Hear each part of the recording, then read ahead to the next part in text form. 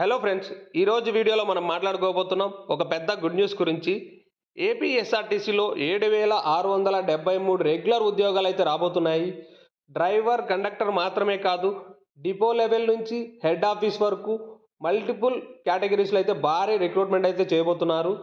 వీటికి ఎలా అప్లై చేయాలి అండ్ వీటికి కావాల్సిన ఎడ్యుకేషన్ క్వాలిఫికేషన్స్ ఏంటి, ఎన్ని పోస్టులు ఏ విభాగాల్లో ఉన్నాయి, ఇవన్నీ నేను ఈ వీడియోలో చెప్పడం జరిగింది.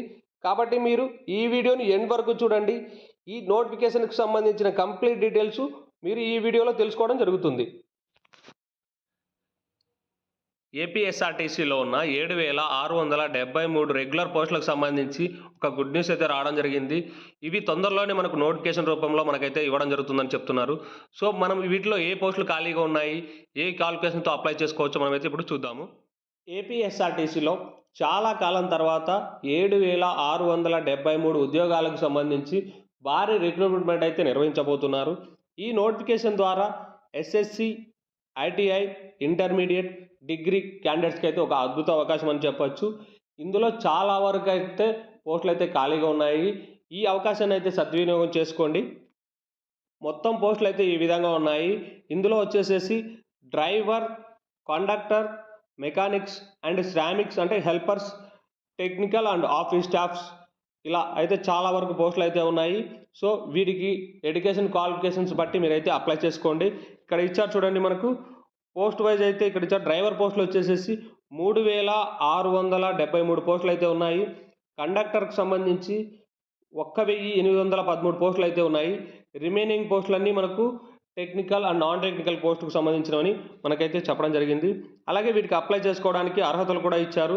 డ్రైవర్కి అయితే 10th పాస్ అయి ఉండాలి, అలాగే హెవీ డ్రైవింగ్ లైసెన్స్ కూడా ఉండాలని చెప్తున్నారు. కండక్టర్కి అయితే ఎస్ఎస్సి ప్లస్ ఇంటర్మీడియట్ ఉండాలి. అదర్ పోస్ట్కి అయితే ITI, diploma, degree or BTech కూడా ఉంటుంది. దానిని అంటే పోస్ట్ మీద ఆధారపడి ఉంటుంది. మీరు ఏ పోస్ట్కి అయితే అప్లై చేస్తున్నారో వాళ్ళు నోటిఫికేషన్లో మనకు డిస్క్రిప్షన్ ఇస్తారు. ఆ క్వాలిఫికేషన్ బట్టి మనము ఆ పోస్ట్కి అయితే అప్లై చేసుకోవాల్సి ఉంటుంది. ఇక్కడ ఏజ్ లిమిట్ కూడా ఉంది చూడండి. మినిమం 18 ఇయర్స్ నుంచి మ్యాక్సిమం 42 ఇయర్స్ ఉన్న వాళ్ళైతే ఈ జాబ్స్కి అయితే ఎలిజిబుల్. అలాగే ఏజ్ రిలాక్సేషన్ కూడా ఉంటుంది. ST, SC and BC, ex service men వాళ్ళకైతే ఏపీఎస్ఆర్టీసీ రూల్స్ ప్రకారము వాళ్ళకి ఏజ్ రిలాక్సేషన్ అనేది కల్పించడం జరుగుతుంది. ఇక్కడ శాలరీ విషయానికి వస్తే మనకు ఇచ్చారు చూడండి. డ్రైవర్ అండ్ కండక్టర్ అయితే శాలరీ అప్రాక్సిమేట్లీ 20 నుంచి 25 ఉంటుంది. ఇది అప్రాక్సిమేట్లీ. సో 20 నుంచి 25 వరకు అయితే ఉంటుంది. అలాగే ఇది రెగ్యులర్ జాబ్ కాబట్టి డిఏ, హెచ్ఆర్ఏ, పిఎఫ్ ఇలా అడిషనల్ బెనిఫిట్స్ అయితే ఉంటాయి. అలాగే medical benefits and free concession bus pass కూడా ఇవ్వడం జరుగుతుంది. సెలక్షన్ ప్రాసెస్ వచ్చేసేసి మనకు రిటర్న్ టెస్ట్ అయితే ఉంటుంది అంటున్నారు. అలాగే స్కిల్ అండ్ డ్రైవింగ్ టెస్ట్, డ్రైవర్కి సంబంధించి డ్రైవింగ్ టెస్ట్ ఉంటుంది. తర్వాత డాక్యుమెంట్ వెరిఫికేషన్ అన్నది చేస్తారు. తర్వాత డాక్యుమెంట్ వెరిఫికేషన్ అయిన తర్వాత మెడికల్ టెస్ట్ అన్నది నిర్వహించడం జరుగుతుంది. మెడికల్ టెస్ట్ కంప్లీట్ అయిన తర్వాత మనకు వచ్చిన మెరిట్ బేస్డ్ ఆధారంగా మనకు సెలెక్ట్ చేసి మనకైతే పోస్ట్ ఇవ్వడం జరుగుతుంది. సో ఇలా అయితే మనకు సెలక్షన్ ప్రాసెస్ ఉంటుంది. ఇందులో చాలా వరకు పోస్టులు ఉన్నాయి కాబట్టి మీరు ముందుగానే ఈ జాబ్స్కి ప్రిపేర్ అయ్యి వీటికైతే అప్లై చేసుకోవడానికి ట్రై చేయండి. ఎవరికైతే డ్రైవింగ్ లైసెన్స్ లేదో వాళ్ళైతే ముందుగానే డ్రైవింగ్ లైసెన్స్ అప్లై చేసుకోండి. అండ్ రెన్యువల్ చేసుకోని వాళ్ళు ఉంటే వాళ్ళు కూడా రెన్యువల్ చేసేసుకొని ఈ జాబ్స్కి అయితే రెడీగా ఉండండి.